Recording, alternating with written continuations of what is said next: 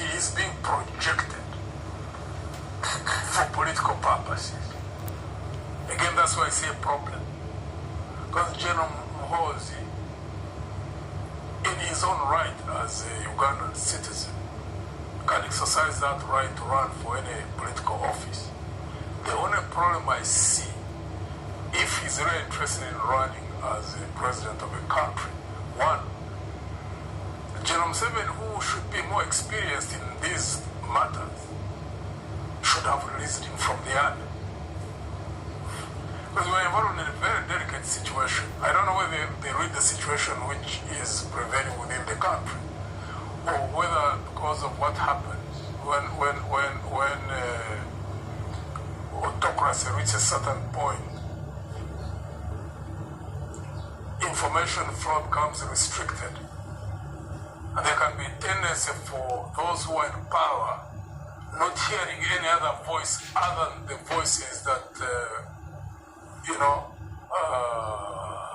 praise them or tell them only the things that they want to hear. So if you don't have capacity to cut through that and understand the general situation that is prevailing in the country, there are things that they need not to do the way they do them. Because the moment you let General Muhoozi, who is in uniform, is a serving officer, you are trying to project him for politics. You are literally dragging in the whole national security apparatus. That has its own problems. So people can say, but this is how things have been. Yes,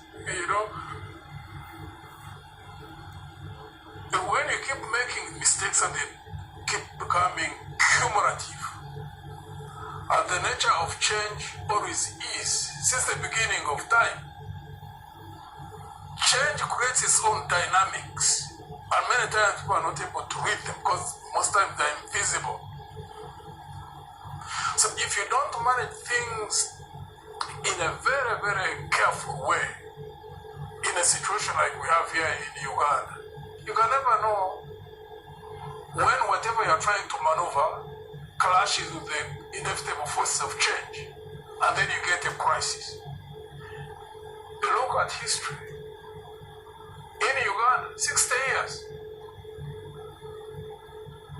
64, UPC engaged in maneuvers. 66. 68, I remember when they let Dr. Milton Obote, there was an attempt on his life. May God rest his soul in eternal peace. They had a delegates conference in Lugogo. My father happened to be in that delegates conference when there was that attempt, so I could hear stories firsthand when he would get home. The politicians would keep coming. As early as 68, you could feel that there was a crisis. I was a young person, but you could hear the conversations, worries, fear. That's what led to 71. Another crisis, a coup. Because when Amin attacked Tanzania, which led to Tanzanian forces counterattacking, and then the Ugandan forces that were there, the violent change in 79, then the 2 years of uncertainty under UNRF, then the rigged election of 80, then 85 when there was a coup. Again, you could hear the contention that there was. There were those who wanted negotiations with us. There are those in power who are saying you cannot have any negotiations. Then it ended up in 85, coup, and then we take over. Right? We've never had any president in this country taking over from another through a peaceful transition. That has never happened.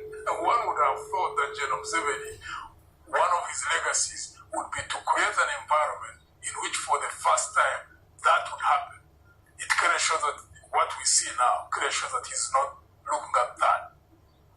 I think he's lost in the thinking that he has pulled off so many things which seem to be quite almost impossible. Again, which is a danger. Because many autocrats who end up causing crises, they are driven by what they go through over a period of time. They succeed many times in pulling off things which ordinarily would have been seen to be very difficult to pull off.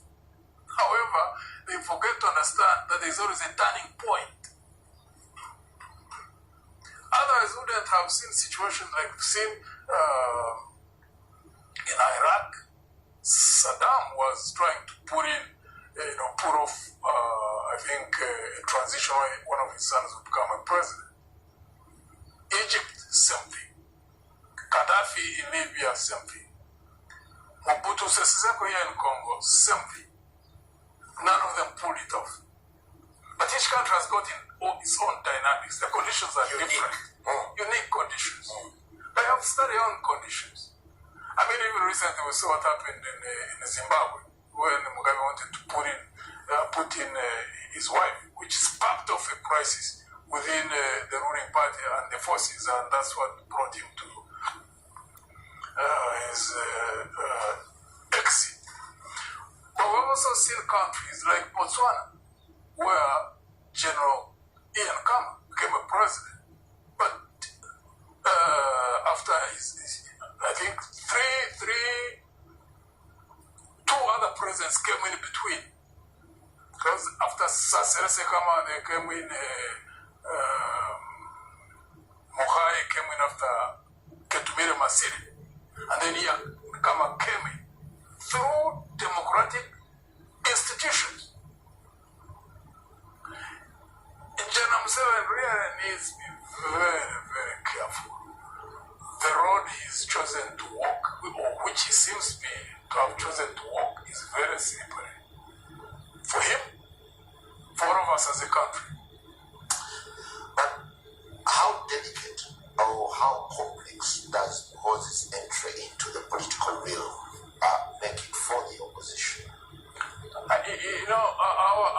Our role, whether what they say Moses and General Museveni are trying to do is correct or not, is completely removed from what we ourselves need to do. Because for us, really, we need to be focused on how do you build your organizational capabilities? How do you recruit people whom you know are stable, people who are going to keep focusing on how to change the environment within this country? They will be able to be transformative in terms of leadership, because besides the NRM and all the people who are in there, you also have to look at the history of 60 years. There is no group so far that has ever taken power and be able to fulfill what they project themselves to be. That is the biggest challenge that we have as an opposition, because I don't think that the question is just us getting in and that's the end of the matter. That's another problem that we'll face. So we have to keep building that, because change will happen. That's one thing that I see many people. You seem frustrated that your message is not sinking. I am building.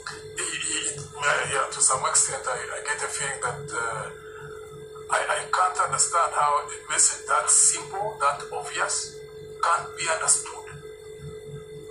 Because change, physical change will happen. General Museveni will be out at some point. I can't put my finger onto it. It's obvious. But then, what nature of change? Even the group that comes in, what will they be able to do different? And if they're going to be different from all the groups we've ever had so far, they have to organize themselves early enough. You don't do that on the night when you get into power. That's too late. How do you think these people got lost? All of us were there. We took power in 86. The whole country, not the whole country at that time, at least the whole of the West, the whole of Uganda, a significant part of the East. People had hope. At that time, there was still a problem in the North. There were wars. Eventually, the whole country was pacified. The whole situation was stabilized. A constitution had been written. Then one would have hoped that it was at that point when there would be a totally new direction. They amended the constitution first time, amended the constitution second time. Now they're here fidgeting, trying to see how to manage a transition. So Ugandans need to wake up. Even those who are in the movement, those who want to see stability, those who want to see a better future, we all have to participate in shaping the future.